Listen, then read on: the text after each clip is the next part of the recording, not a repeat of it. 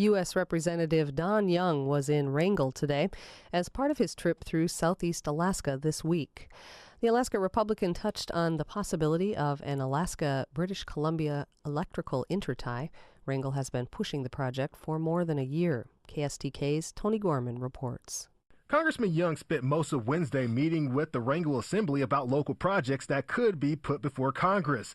As the Alaska Republican was filling out a U.S. Census form at City Hall, he commended the Assembly for their work in prioritizing its projects. They got more than what they submitted to me. They have 1, 2, 3, 4, and 5. And, of course, my job is to follow the wishes of the Assembly.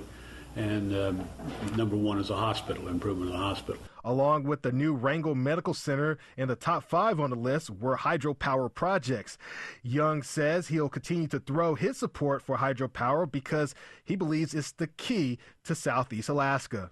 There should be no burning of any diesel fuel at any one time. There should be an abundance of hydropower, so you have that availability not only for I call domicile use, but for the potential ability to have added value products and the raw resources, and even if you have enough power, you can take and develop an economy in southeast Alaska. One project that Young has long supported is a proposed Alaska-British Columbia intertie. Wrangell spent the better part of last year gaining support for the project that would require the construction of a power line along the Bradfield corridor that would go to the U.S.-Canadian border. The line would then have to extend another 60 miles to reach another proposed line, the Northwest Transmission Line along Highway 37.